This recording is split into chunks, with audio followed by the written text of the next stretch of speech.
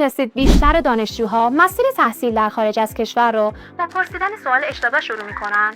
اون معمولا میپرسن کدوم کشور بهتره یا مسیر تحصیل در کدوم دانشگاه راحت‌تره. ولی تصمیم هوشمندانه باید به شکل دیگه آغاز بشه. سوالی که باید از خودت بپرسی اینه که چه چیزی برای تو بهترین انتخابه، با توجه به هدفت، رزومت، بودجت و اون آینده که دوست داری برای خودت بسازی. چون تحصیل در خارج از کشور فقط پر کردن یک فرم، درخواست ویزا و یا ثبت اپلیکیشن نیست. دقیقاً به همین دلیل ما از اولین مرحله مشاوره تا زمانی که راهی دانشگاهت میشی، از ابتدا تا انتها در کنار تو هستیم. ما در انتخاب دانشگاه، روند اپلای، آفر لتر، بورسیه و خدمات ویزا و پشتیبانی قبل و بعد از سفرت به تو کمک میکنیم. ما با دانشجوهایی کار میکنیم که قصد تحصیل در انگلستان، اروپا، هند، امارات، مالزی، آمریکا و کانادا و استرالیا رو دارن. هدف هل دادن تو به سمت بهترین گزینه نیست، بلکه انتخاب بهترین مسیر خودته. رویکرد ما همیشه دانشجو محوره، چرا که هر دانشجو